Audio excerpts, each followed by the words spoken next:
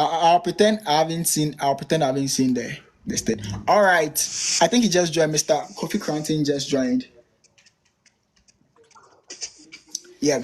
So you are welcome to the live show, Mr. Kofi Cranton. Hopefully, if December 7th, Hey, Sam. yeah, if December 7th goes as planned, you become the next president of Ghana. That's correct, man. I love the optimism. Thank you. Thank you. How does Thank it you. feel? How you doing, big man? I'm being fine by God's grace. Let me introduce myself a little bit. So I'm an author. I'm based in the US. I'm currently reading law, extremely passionate about politics and the development of our country, Ghana. So when the team reached out to me that they wanted me to interview, I was so excited because I have a lot of questions for aspiring president and even the president himself. So I hope you are prepared for some intense questions as well. I wish you could make it intense for me, man, because nobody has been able to pull my plugs yet. So Very good. Definitely. so I'm looking forward to it. And thanks for allowing me to Talk to you on this. join with your family Yeah, and everybody else who is here with us and everybody who is going to be joining with us. Thank you so much you're welcome. for a platform to come share.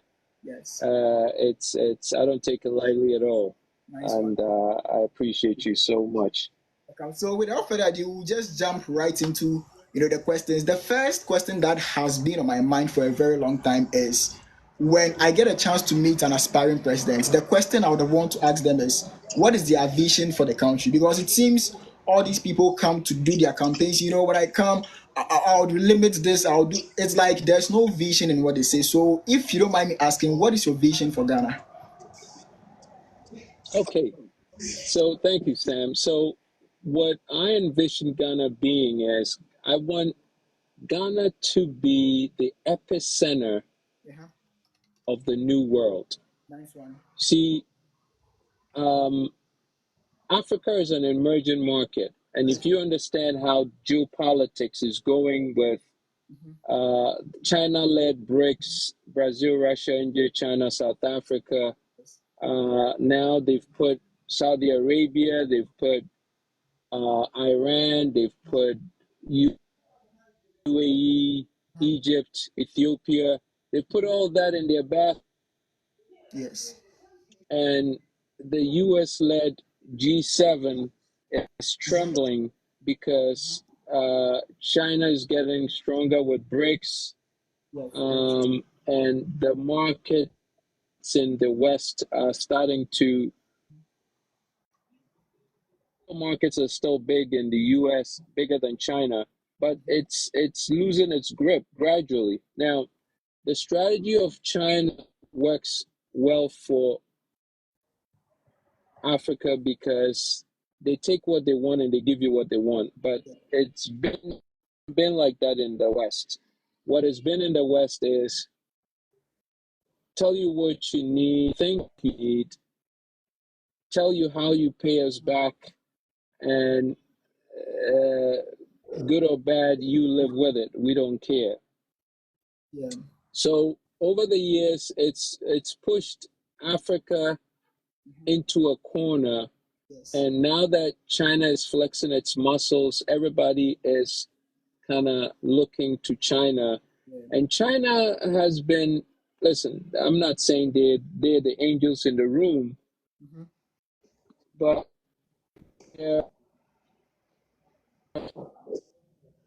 what you want, and so long as you can give me what I want, I'll give you what you want.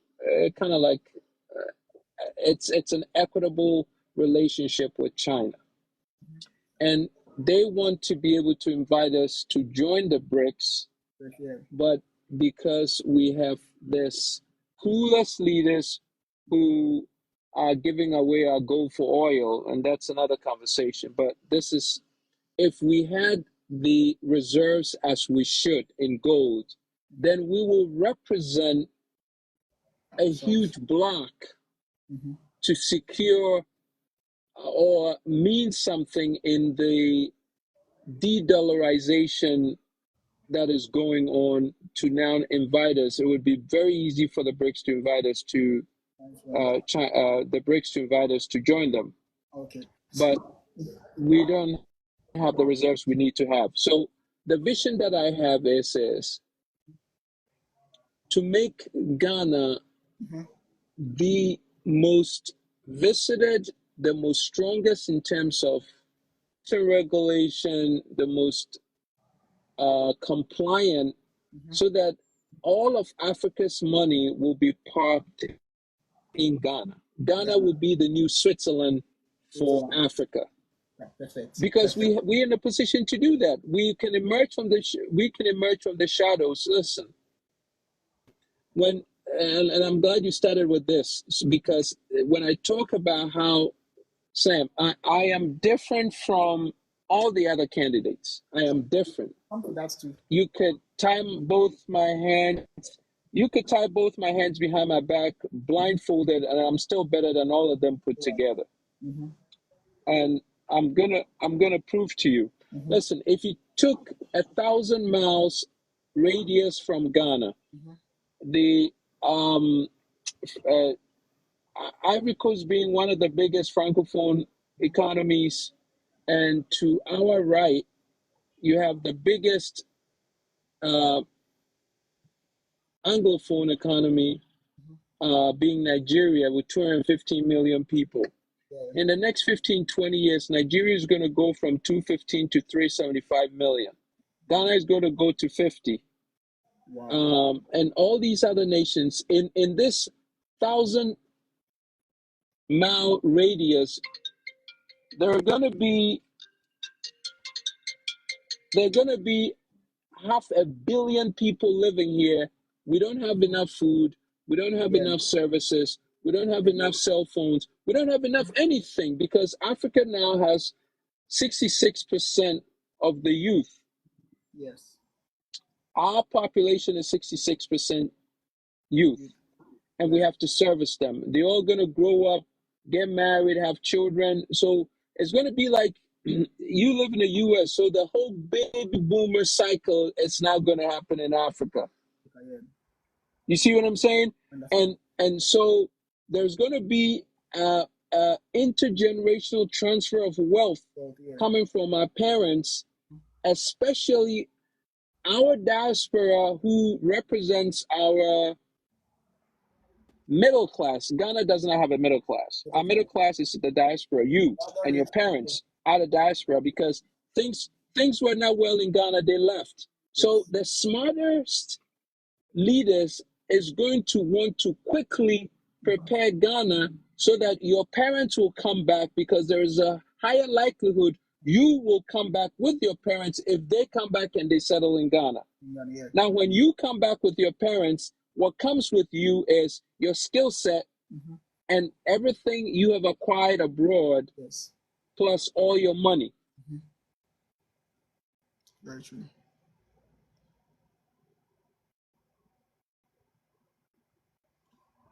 I think his network is down.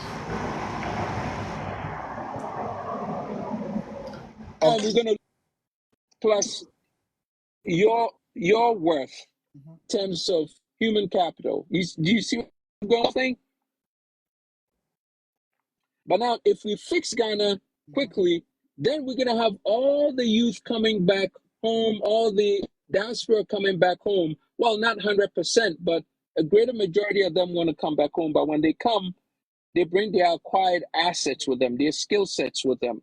And that is what's going to cause the economic combustion that we need to absorb the 760 billion cedis that these guys, PND, beast,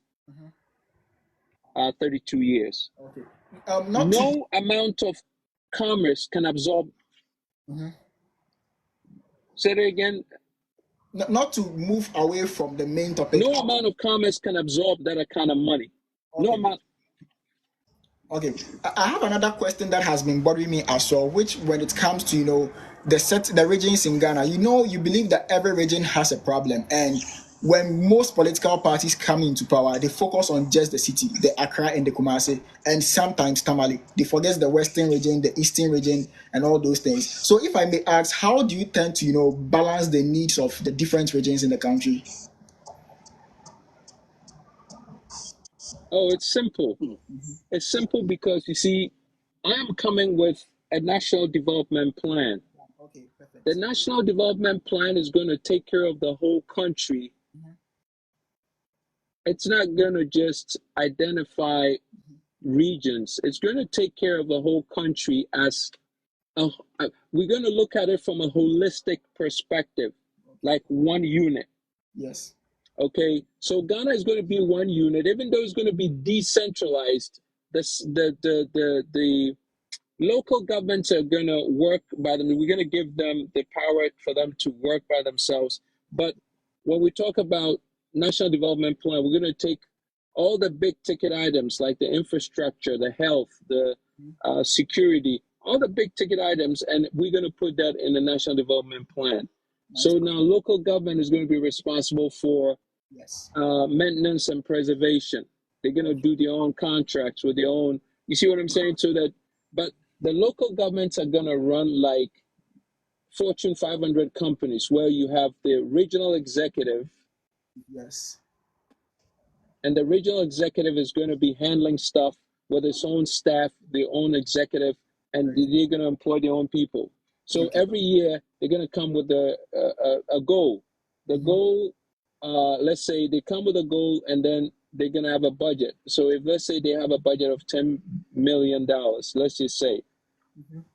we are going to look into the budget and justify them getting 10 million. Yeah. If we feel that they need to get 8 million, we will shave it down to 8, 8 million. but then we will give them what they need to do. Yeah. We will tell them what they need to do. Like if you are a cocoa Mm-hmm. region, Yes. we need you to bring in 20 tons Mm-hmm. of cocoa. Let's just say if you're a yam region, we will bring in 50 tons of yam. Yeah. And then that comes to the central government, and then we'll know what to do with it. It goes to food processing. The agro-based industries are going to process it, export it, get foreign exchange reserves, and we're going to put that in the in an account. We're going to have an escrow account. We're going to put that money in, Okay. and that's where we're going to take money from to give all the regions to meet their budget every year. Perfect. But Perfect. you're going to have a responsibility. You Yes. see what I'm saying? So that's how we're going to run it. We're going to run it like a cluster of Last off. Yeah. big companies, and you have a responsibility. You have to run things the way You want. it's got to be run. If you don't meet your objective, then it means the axe is going to come down. We're going to start firing people, Yes. and just like they do, these guys don't know how to fire, but They don't know me, how I to come from the family where aspect. you come from, so Mm-hmm. yeah. Okay. We So got one the question. axe. I carry a big axe. Yeah. One question. So I'm studying political I science. carry a big axe. I'm studying political science here, and I stand to be corrected, but the Democratic Party and the Republican Party both have different approaches when it comes to distributing wealth in the country. So with the Republicans believe that let's make the rich rich, let's cut their taxes so that they'll be able to employ more people, and everyone gets a fair share of the money. At the same time, the Democrats believes that no, let's cut taxes from the rich and then share it with the poor people, give them EBT cards, SNAP cards, Medicare and all those things. Which approach do you believe would fit Ghana's situation? Ghana's approach. Ghana's approach, and let me tell you why I say that. We are going to run a hybrid system. A hybrid system, there are things that we have to do that's going to be capitalist. There are things that we're going to do that's going to be socialist. We're going to take care of our people in a way, because you see, our culture is different. Our tradition is different. We're used to different things. We do things different way. Yeah. So we're not going to attempt to take a round peg and put it in a square hole. Yes. We're going to bespoke. We're going to build everything custom. But there are aspects of capitalism that's going to work for us, and the aspects of socialism that's going to work for us, and that's what we're going to do. You see what I'm saying? So it's not a one-size-fits-all type system. It's going to be designed to fit Ghanaians, and that's what we're going to do. Okay. But I will tell you this: My Yeah. model is science-based, data-driven, human-centered. So it's very, very important to me that the human being is at the center of everything we do. So I am big on my people. People. I Okay. am really big on my people. Okay. So everything is going to put the person Mhm. in the center. The Okay. Ghanaian citizen is going to be at the center of everything we do because we want Ghanaian citizens to also experience excellence. I travel all over the world and I see every government is making an attempt to let their citizens experience excellence. Ghanaians, it's a punishment to be Ghanaian. They will Very true. punish you. It's almost 1000%. as if the government wants you to leave. The Yes. government wants you to leave Ghana. They want to give Mhm. you such a bad experience that you want to get a visa and get out. Yes. We Very want to true. reverse that. Very true. We want to reverse that mindset. Yeah. So, Yes. that's where I come in. That's where I come in. Okay, let me chip this in. Now, most people are leaving the country in the name of, there are no jobs. When you speak to them, there are no jobs. They get into content creation, start making cringe videos, dressing as females, especially the males, and all those things, just because they said they don't have jobs and they can't be at home. What are like the most practical ways you believe there could be jobs in the country? The most practical ways you would create jobs in the country? Job creation is very simple. Job creation is very, very simple. Ghana, there you have arable lands. Our soils are mineralized. We have water. We have sunlight. So you could pretty much plant anything. I just came from Kumasi, right? Yeah. You could plant anything and it will grow. You see? Yes. So what we're gonna do is we're gonna focus on agriculture Mhm. first because we need to attain food security. Yeah. Okay, Yeah. food is a huge cost item for us. So what we're gonna do is we're gonna put $10 billion into agriculture. Now, the reason we're putting $10 billion into it is because the output from agriculture, we're gonna feed the agro-based industries. Yeah. The reason we're feeding the agro-based industries is because we want to add value to pretty much everything we plant, we grow. We want to add value. Yeah. Once we add value, we gain global quality, Mhm. and then that gives us the power to export it, sell it at the global commodities market, Okay. make the foreign exchange reserves, and that this is where magic begins for us. See, Perfect. right now we don't have the foreign exchange reserves. We have to borrow everything, so we can't do much. You can't flex your muscles. Yes. So how best are you going to get foreign exchange reserves? Because they've capped all the monies you could borrow. Yes. So your development is stunt, Mhm. you know. Yeah. So if till you can really get into some serious technology building, Ghana's not going to go anywhere. And this is what a lot of the people who are running for presidents, they want to do this. They have all these big lofty ideas. But Yes. the big question is where you getting the money from? If you Exactly. haven't created the money, you can't just go straight into building stuff when you haven't created the money. The Yeah. easiest way, the cheapest way to create the money is through agriculture. Yeah. Nobody can argue with that. If you argue with that, it means you're just brainless or you're not paying attention or you're just clueless. That's all there is to it, Very true. you know? So, and this is where I am starting. I am starting with, well, we have, we have land for free. We have water for free. We have so much water, it floods and kills us. Yes. How about creating reservoirs and redirecting the water to the fields so we can grow something and then add value and sell it. Perfect. You know, Sam, we are importing cassava and corn into Ghana. Yeah. That's sad. Very sad. And we call these guys call themselves leaders. How can you call yourselves leaders when you're importing corn and cassava? Something we can have in abundance. We Yeah. can actually tar our roads with corn and cassava. Mhm. That's how much corn and cassava we can get. but yet it's a harsh commodity for us, you know. So once we do that, then what we will do is we sell. Listen, with cassava alone, we could get more than enough foreign exchange reserves. Yeah. You see what I'm saying? So we want to be able to sell cassava and corn and everything else, wheat and millet and all these things to the West, Yes. so that they can. We want to tap into the Ukraine market. Ukraine is the supply of wheat. What we could grow wheat here, Very better true. wheat. Yes. You know what I'm saying? So Saudi Arabia learned their lesson after the Russia-Ukraine war and started growing their own wheat. Yes. Why can't we grow our wheat? Mm-hmm.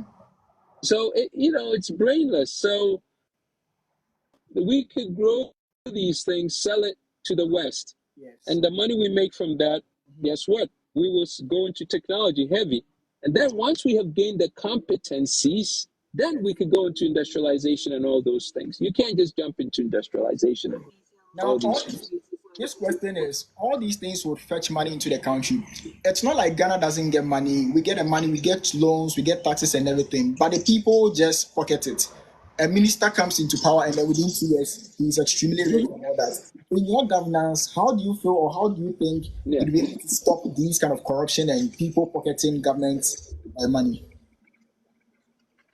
Yeah. Well, guess what? That's why I'm the only person who's going to knock corruption out. Out. I'm the only one who says I'm going to eradicate corruption. When I say I'm, because they're like, how you going to? Nobody can touch corruption, because corruption is the air we breathe, is the food we eat. Corruption is everything. The water we drink is corrupt.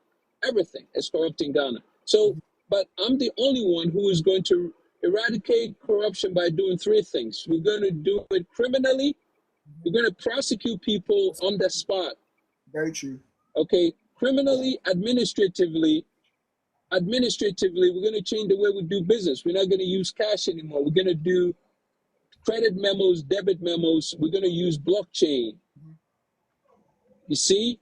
So we're going to use blockchain, and we're going to get the algorithmic registers going. Yeah. So that there's no way you can hide from a transaction. And then we're gonna also change the psyche of the people from kindergarten. Mm-hmm. Nobody has a plan I have. Mm-hmm. Sam, nobody, they don't even understand the plan, let alone have it. You don't. They don't understand it. Mm-hmm. You see what I'm saying? So I'm the only one who has a plan like that. Mm-hmm. Okay, and then we're gonna systematize everything. Okay. Because you see, in Ghana, everything is run on personality. When you run things on personality, you can't win.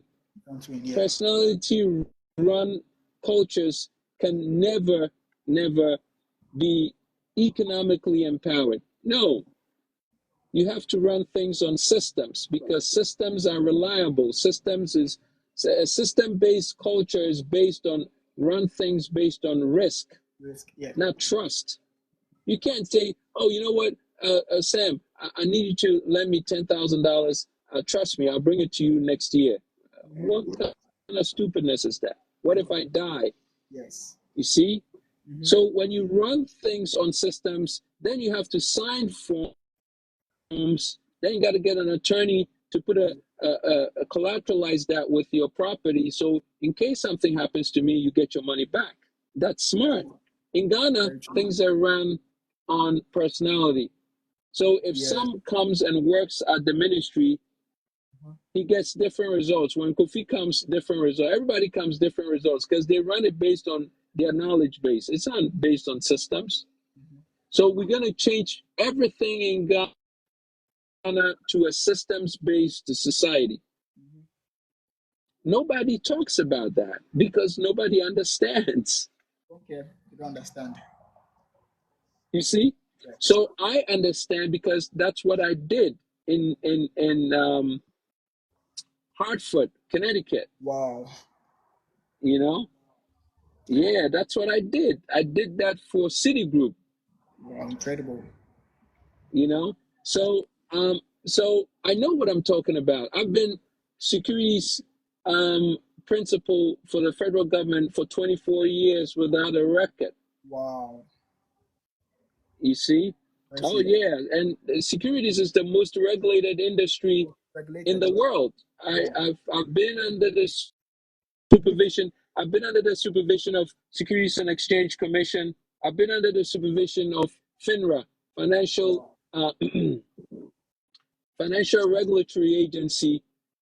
So listen, my record is a public record, so You can check. you can pull me up and you will see that 24 years I don't have a record. Very I true. left because I had to come run for president. The country. So when I renounced my citizenship, it went with it. So I'm saying nobody, listen, nobody has the background that I have. mm-hmm. Nobody, I have an engineering background. That's why I think the way that I think. That's why Yes. I know I can fix things because my mind thinks in specificities. Wow. Okay. I have worked at the World Mm-hmm. Financial Capital, Mm-hmm. Wall Street. Wow. So who has a background that I have? Who Enough. understands money? Yeah. Who understands money? Who understands systems the way I do? Nobody. No candidate has a background that I have. None of the candidates. Yep. They talk stuff. They All right. don't understand. They talk stuff because people write stuff on paper for them to read. Yes. I don't nobody writes stuff for me to read. I create stuff. Yeah. Okay. Very impressive. Everything I talk about is because I have learned it from traveling around the world, and Yeah. it's been part of me because of what I studied Mm-hmm. in all the companies that I work with. I've worked with the most sophisticated business In the world. planners and developers in America. Okay. You Impressive. see? So, Now, this is very impressive because people are even commenting. Someone just said that you were a teacher in one of the universities in New York, which is like a huge thing to be in the US. Now, you know our people and the kind of mindsets they have. People in Ghana barely vote because of someone's policies. They vote because they are affiliated to that party. They've been affiliated to NDC for over 10 years. And they breaking away from this thing is like, no. So even if MPP comes or brings someone, excuse my language, or let's say someone who isn't even known, the fact that he or she is an MPP man, I'm voting for MPP. How do you think you'd be able to convince the people beyond your policies? You have incredible policies. Like, I love the fact that you wouldn't tolerate corruption because corruption is like the number one thing in Ghana. How do you think you would let the people of Ghana absolutely. away from that one party system, the MPP, NDC? I am solely MPP, I'm solely NDC, and then convince them to be like, hey, you guys should try me out. Let's see how I would also do in office. How do you think you would break their mindset from that? Well, it's not something you convince somebody. You cannot convince somebody to love you. Mm-hmm. Very true. Somebody will love you by virtue of what you do and what they see you do. So Yes. what I'm saying is and the experience that they go through, by being with you. You see what I'm saying? So you see, people don't change when they see the light. Yes. People change when they feel the heat. Yes. So they're feeling the heat now, and that's why a lot of people are saying, you know what, this time around I'm not doing MPP NDC, because there's been so many experiences that are not favorable that they've gone through, that now they're saying that, you know what, maybe it's time that I change my mind and did Yeah. something else with Mm-hmm. my life. Yeah. Okay. And all the science around points to that fact, Yeah. that you are suffering. Listen, I don't need to convince you that Suffering. you don't have a job and you're suffering, and your friends and your peers, when you go on TikTok, you see everybody somewhere else in the world is having a good time because they have a job. Yeah. They once they leave college, they get their own condominium apartment. They live somewhere. Their friends are having fun. It's a Friday night. Let's go out, chill out, eat, do things. They take money out of their pocket. They have credit cards. Yes. They're living life. What are you doing? Do I need to convince you? No. then you're an idiot. Very true. You see? Yeah. Now, I don't need to convince you. I don't need to convince you that, listen, the roads are bad. You can't get anything done in Ghana if you have a car. Well, I just came from Kumasi, right? yes. The driver was having such a hard time. Listen, the roads are so bad. I was almost in tears because it just told you that they don't care about you. Just don't care. Oh, it's so bad. It's so bad that man, seriously, it's the roads terrible. are Like so bad. when I see videos of people at rallies singing, chanting, maybe It, it hurts me. It breaks my heart. that's I just don't exactly like what I was saying. That, oh my gosh, Sam, I have some. I think yesterday or so I saw Baumia's rally. These Yes. women are just doing Jumping. backflips, and Meanwhile, I'm like, I really? have, and I've said it so many times that I have genuine hatred for politicians in Ghana. The MPP, the NDC, I have like genuine, and I always say it. I tell my friends that I just don't like these people because tell me why you'd be driving in a convoy of about No, 50 no. cars and people are selling chips by the wayside. And guess what? Oh, Sam, listen to me. When we were coming, we had two convoys. Yes. One had about maybe 12 Land Cruisers with Yes. 3 motor riders, and the other one had 1 motor rider with about 4 Land Cruisers. We had 2 of them.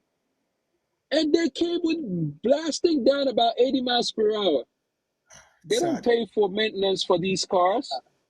Yes. And these women and these people will go and shout and roll on the floor, and it breaks my heart. Yes. So what I'm saying is people, especially when you're outside the country and you look at the country from a bird's eye view, you could see that Ghana has no future. And oh my God, and you know what somebody told me, Sam? You know what somebody told me? Oh, Baumia just brought in new buses and new trucks and new stuff, and they know exactly what gets them. So just before election, they bring in all the new stuff, and you vote for them, and they enslave you for 4 years, and the cycle goes on. So it's starting to hurt because more people are talking about the pain. So hopefully the pain is to a point where they can't bear anymore, and that's why they're gonna say, Kofi, come in. Because you see, Sam, let me tell you this.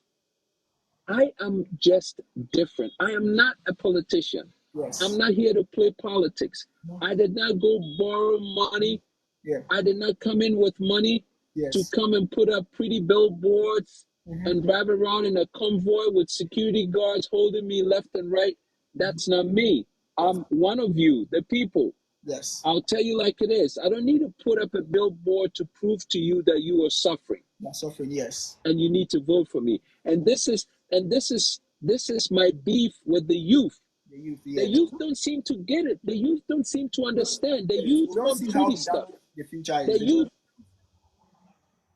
exactly. The youth keep telling me that, oh, Kofi, I was like, oh my gosh. And guess who's going to pay for it when I come into power? They don't get it. Yes. Very true. They don't get it. The same people that I'm fighting for are telling me, oh, I have to be like the criminals. And I'm telling them, no. I don't need to get you to, all I need is for you to understand me so you could come along with me. We could take these criminals over. They're like, oh, Kofi, yeah, but you don't have any billboard. You don't have any pickup trucks with your branding on it. You don't have T-shirts and caps. I was like, that costs money. If I have to do all those things, that means I have to borrow somebody.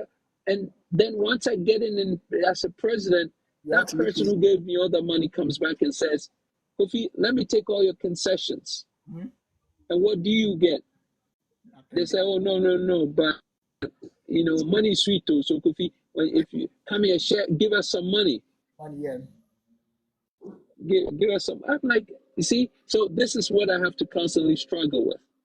So I am hoping that by the 7th, they've understood. Yeah, I was about to ask, how do you deal with the negativity from like outside? People are like, "Oh, forget about this guy. He can't." This. How do you deal with it? Because as a leader, you're supposed to have a tough skin. How do you just brush these things off when you hear people saying things like, "Oh, he can't be president. Oh, when did he come? Oh, what has he done?" Like, how do you brush these things off?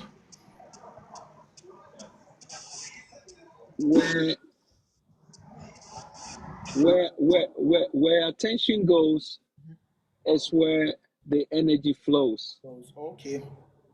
and where the energy flows is where the results show. Yeah. You see what I'm saying? So if you don't give any attention, Okay. then energy will not flow into that. Very true. I just don't give it attention. Mm-hmm. You see what I'm saying? Because I know where I'm going. I know I'm right. I know I'm truthful, and I have a really tough skin. So I really I say my piece and I move on. I don't care what anybody else is saying. Mm-hmm. I really don't. Nice. It doesn't bother me at all, Not at because all. if it did, I would have gotten out of Yes. this thing Okay. Now. 2019. And plus, you Uh-huh. see, let me just say this, Sam. I Yeah. did not come in with an expectation that, Okay. oh, the youth have to understand me or else there's no deal. Yo. Yeah. When I renounced my citizenship Yeah. and I got rid of all my businesses and I told my wife and my family that I was coming to Ghana to do this, Yeah. I knew some way that maybe it wouldn't go the way that I want. And it didn't in 2019. I got disqualified in 2020, actually. Mm. Right. But it didn't bother me. It didn't bother me because, when you make a decision based on principle, Yeah. there are consequences. Yeah. And Mm-hmm. you don't listen, like a Navy SEAL. When you are giving a command, Yeah. a project, Yes. you don't say, oh, maybe, oh, you know what, I might not come back, so wait, let me think about going Yeah. on this mission. I could die. My legs could be chopped off because the grenade blows up in my pocket. Mm-hmm. Yeah, that's not how you think. You Yes. get the command and you go on the mission to get the mission accomplished. That's all. So that's my mindset. Perfect. Perfect. Perfect. Now I want us to go into the educational. Now, Ghana has one of the most terrible educational system in Ghana. We have just one law school, the entire country, which is, it doesn't make sense because people want to be lawyers. I had a D7. My backstory about me is I had a D7 in my WASI. No school wanted to accept me. And then I came to the US reading law, which makes it like, it doesn't make sense that your own country you can't be a lawyer here there, but then in a different country you can be a lawyer. The whole Ghana has just one law school. I don't know how many medical schools that we have in Ghana. How do you think you would describe the education system in Ghana, and how do you see yourself improving the whole educational system when it comes to finances, professors, everyone, like the whole educational system, including financial aid for students who even can't afford university? Education, our curriculums are not relevant. Very true. Education has to be relevant. Yes. So we are on a different track Yeah. Yeah. to where we need to be in terms of the needs and aspirations and objectives of the country. So all I'm going to do is just to align it. Yes. I'm going to put the education on the same track as the needs of the country. That's all. Simple. It's really simple. See, let me tell you, 95, 98% of our problems are level one problems in Ghana. Yes. 91, 95% of the problems in Ghana are level one problems. I don't even need to even know about these problems or fix these problems. I just need to get in a mastermind and they will fix all these problems. Yeah. Seriously. See, the problem is the leadership does not understand what a mastermind is. Yeah. So now everything looks like a big problem in Ghana. Mm-hmm. But most of the problems in Ghana are level one problems. So I just need to put together a team of incredibly qualified people Yes. and all the problems are fixed. Yeah. That's all. Okay. Same. It's Same. really simple. Same I with the mean, health sector. it's really simple, Sam. How about the health sector? Because we have the most terrible health sectors in Ghana. Anytime my friends are like, I'm going to the hospital in Ghana, I'm like, God, we need to pray for them because in America, when you fall down, when you collapse in 2 minutes, you get an ambulance to pick you up. You can rack up debt by just going to the hospital. They believe that, oh, you are sick, but you don't have money. It doesn't mean we wouldn't take care of you. But in Ghana, when you call an ambulance, you need to pay them before they pick you into the ambulance. Even when you are dying, no matter what is happening to you, you need to pay them first. Do you believe when you come in power, But who said that? Who made that stupid policy? the How people that can that be a Mhm. standard? Yeah, You see what I'm saying? So first of all, if anybody is sick, your first order of priority is to get them to a health professional for them to be stabilized and taken care of before you even talk how they're going to be able to pay for it. That's the standard. So anything else to me is, like I said, these are all level one problems. I don't know who made those rules, yeah. but it's pure idiocy. Ministry of Health would not. I mean, come on. It's not something that, oh, Kofi, how would you? Because it's not like, I don't even know how to say it. It's not a problem. Who made it a problem? No, it's not a problem. You see what I'm saying? It's not a problem. So it's not that Kofi has to do something hypergalactic. So, no, it's just that you put it in place and say, from this point forward, this is what you do. That's it. Everybody, this is what you go by or you fire. That's all. And it's done. What's the big deal about it? If you don't have ambulances that are being constantly maintained, then Yes. you would get to a point where you're going to be short of ambulances, right? Yeah. So the problem is when they import these ambulances, they don't maintain them. In them, yes. So the question is, why do they not maintain them? Well, because they don't put together a system Yes. that somebody goes around every week and checks the ambulances and has a due diligent sheet to make sure everything is working right. And if something needs fixing, they fix it and put it back Okay. in the circuit again. Simple. So when I am president, I make sure that I sit down with the health minister and tell them that, hey, listen, from this point forward, this is the success model that you use for everything. Everything, yeah. Follow the success model or you don't have a job tomorrow. That's it. And I'm done. That's all the conversation. The conversation with the health minister should not take more than 15 minutes. Yes, then we are done. Yeah. So someone just chipped in this huge question. Now, 3-4 years ago, I was listening to this program called Boiling Point on Mine FM, and we were mentioning the loans that Ghana had and when we were supposed to pay. And most of them were in 2065, 2055, some from China, from other countries and stuff. Someone is asking, how do you plan to recover Ghana from these debts that we have? Putting $10 billion into agriculture, because till we get a lot of money from the foreign exchange reserves, we're not going to be able to pay down our debt. Simple. Very true. Listen, we don't have income coming in. Very true. Our debt to GDP is 84.9%. So we only have 15% froth. We have 15% froth. What can you do with the 15%? Nothing. Not much. So we need to get our debt to GDP lowered big time. And till we have income, it's almost like you in America. Yes. You have a mortgage. You don't pay your mortgage. You don't pay the principal. You don't pay the interest. You've deferred it. You've ballooned it. What do you think is going to happen to the mortgage? It's going to get astronomically bigger. So all I'm saying is when I come in, we're going to put more money to the principal.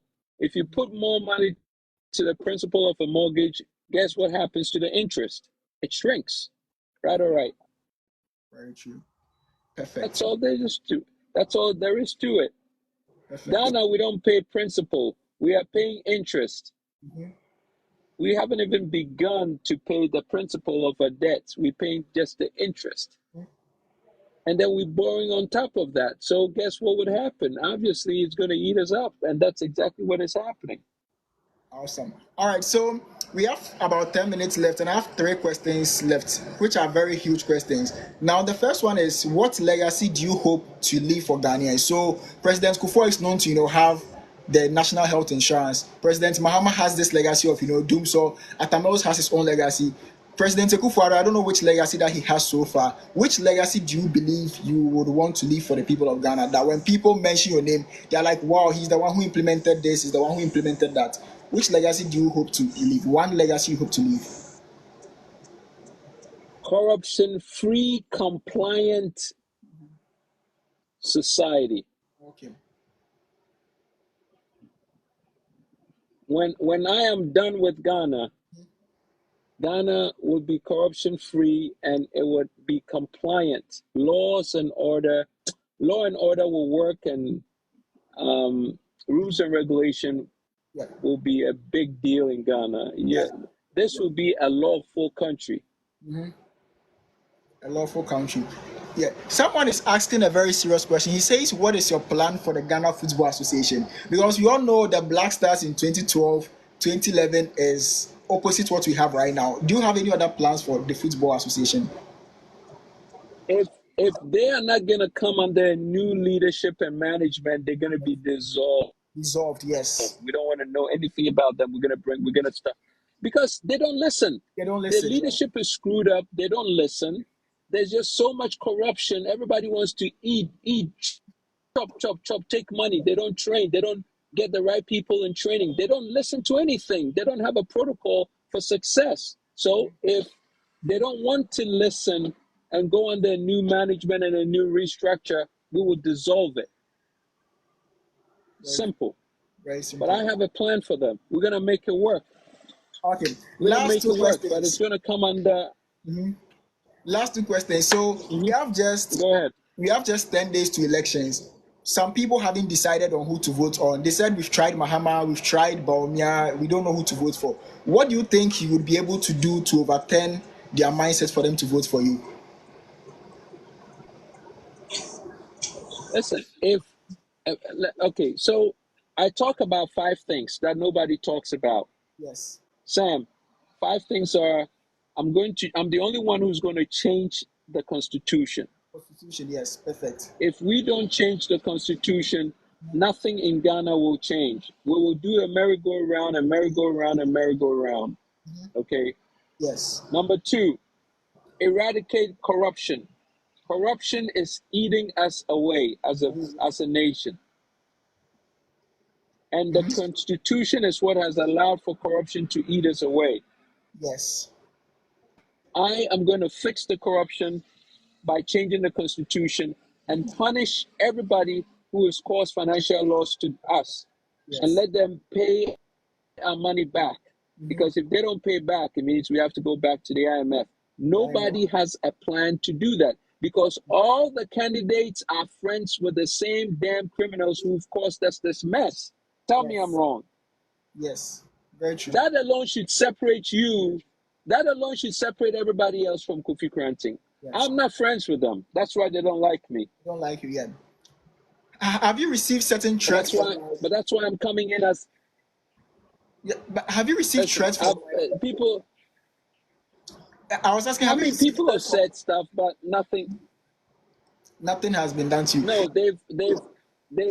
they've come to me and begged me to join them. But that was a because they know I'm truthful. Yes.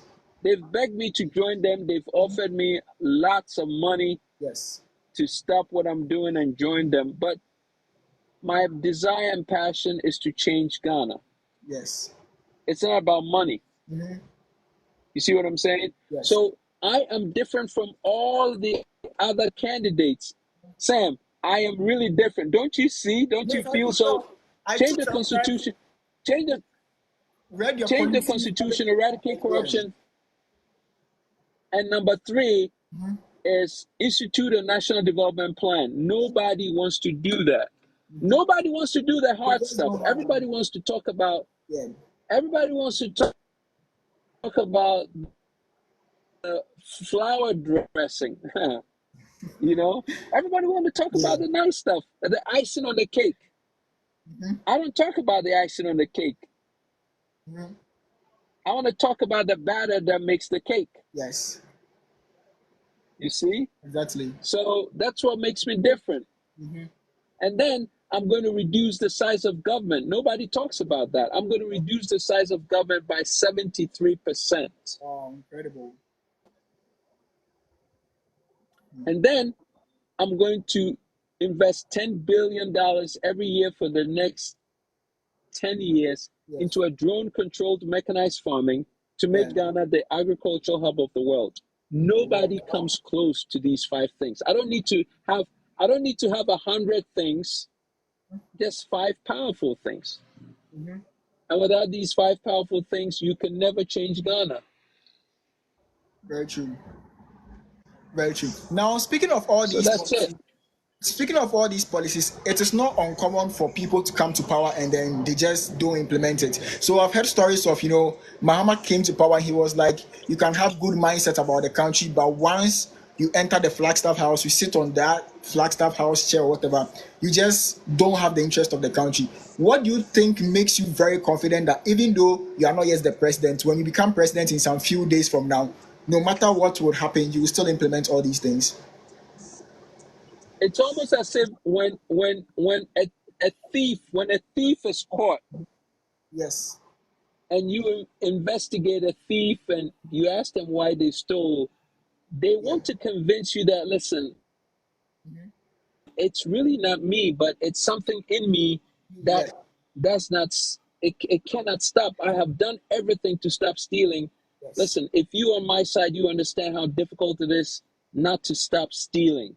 Yes. You see, it's in my blood. I have to steal. Okay. Yes.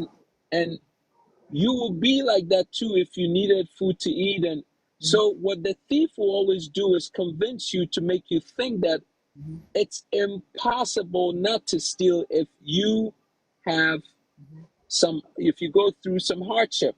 Now should yeah. But now if you are wired in principle and good judgment, you Yeah. will know that regardless of how tough times get with you, you will never steal. Nice You, one. you see what I'm saying? If you're not a Yes. thief, Ben, Sam, nobody can convince you that, listen, when it gets tough, Yes. you will steal. No, you will go get a job and maybe clean the streets or wash the toilets, or Yes. because that's a job of dignity, because they will pay you, and with that you can get your freedom. But Yes. you will never go and steal. Yes. Very true. You see Now, what I'm saying? yeah. So Muhammad telling me that oh, you haven't been a president before, so you don't know. It's almost like a thief being caught and the thief making an attempt to convince me that, hey, listen, if you were in the tough spot that I'm in, you will steal too. No, that's not true. I will never steal. Yeah. So Do you Muhammad, do you that's a believe weak argument. yeah, do you believe that you have the same policies as Nana Bedia Kucheda? Because he also wants to break that two-party system. Do you believe you have some policies together with him? And if so, why don't you team up with him rather than just fighting over the numbers for the numbers that you guys have All already? right. So Nana Bediakun was called to a meeting Yeah. for us to come together Yeah. and for a leader to be picked. Yeah. He was called 3 times to a meeting. He never showed up. Okay. There's a record. So I don't see how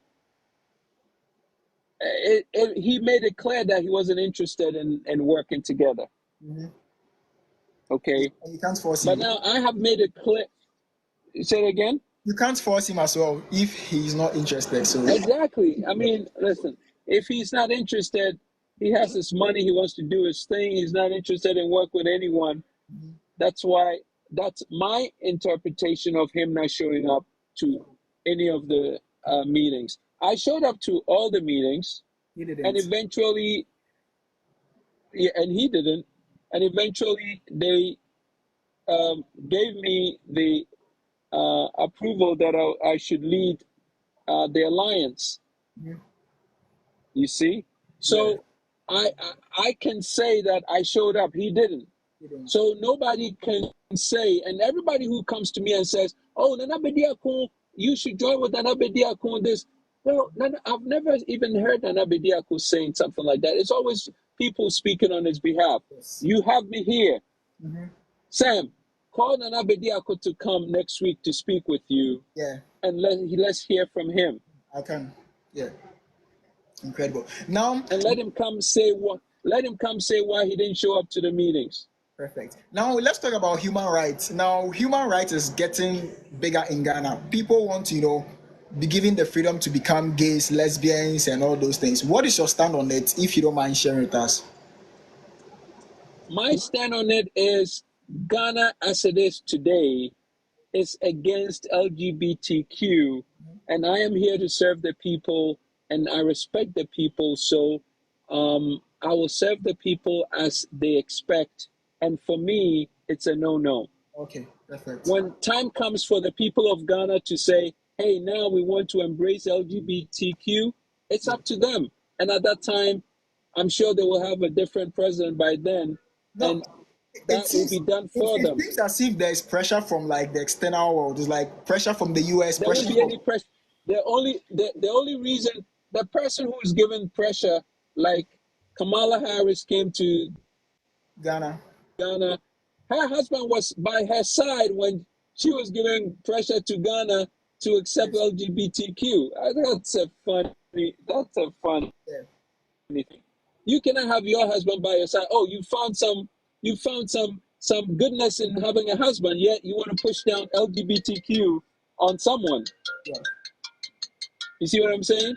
Yes. So I'm married with 3 children. Okay. I'm not gay. I don't Yes. intend to be anytime soon. Yeah. You know. Yeah. So for me, it's a no-no. I'm sorry to disappoint Ghanaians, but it's a no-no for me. Absolute no-no. Incredible, incredible. All right, so some few questions for some people. Some people were asking a lot of questions. Someone was asking, someone was saying he thinks there should be presidential debates just like they do in America. And I've also been in support of I this. have I have listen. I have called many times for presidential debate. They don't want to come. They don't want to come debate me, Sam. Yes, that is not your problem at all. Someone says dissolving the GFA part, you have my vote, Mr. President. Nice one. Someone says, okay, so someone says, okay, what are people saying? Someone says you should join hands with other parties. We already spoke about it. So someone is asking, how are you going to change the constitution? Because it has to go through the parliament for it to be amended and all that. So what do you think it could do? Do you think you No, it's not.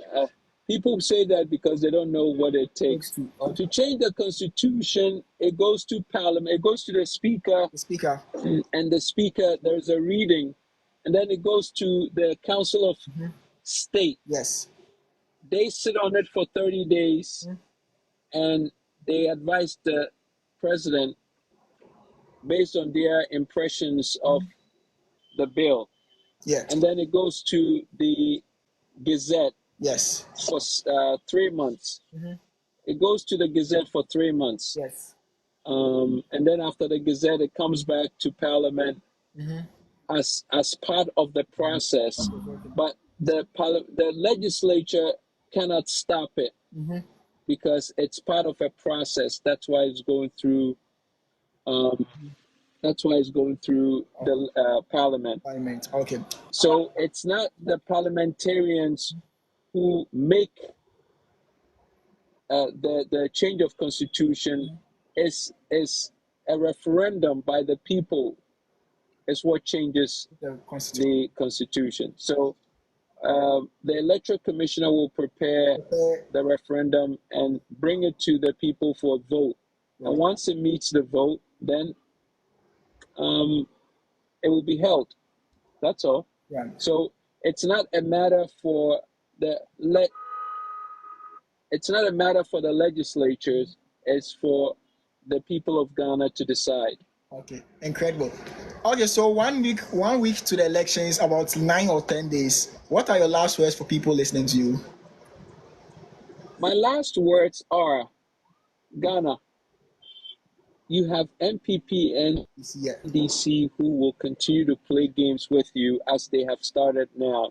They are buying stuff for you, showing you all the pretty things in an attempt to confuse your decision making process. Yes. They will continue to do that, but they will never change anything because they don't intend on changing anything. At all. This is their Ponzi scheme. This is a Ponzi scheme for them, you see? Yes. So I am asking Ghana to, for once, enough for the BS. Yes. Listen to me. Yes. I will change Ghana. I will lock these people up. I am the official baller man. Yes. I am coming into Ghana to clean up the baller in the education, baller in the job market, Yes. baller in the government, baller everywhere in the healthcare, baller in housing, baller everywhere. Ghana, these leaders are they've created. The mess they've created. Let me come and clean the baller for you, and let's resuscitate a new Ghana into effect, Yes. and let's let this new Ghana serve us. Okay, That's right. they're not going to change anything. They're just lying. They have spent hundreds of millions of dollars just before the election to lie to you. Why are you allowing them to lie to you again? We can't do that. We need to Yes. take care of ourselves. We need to get our youth to meet their aspirations and do special things. I'm the only one who could bring that to Ghanaians. Yeah. They know. That's why they see. You know what they've done? They've ignored me on surveys. They don't put my name in there because they know I'm the only one who Yes. could bring their change. Yes. They will include everybody else, but they don't want to. Even listen. When I go to a studio, I tell you how bad it is. Yes.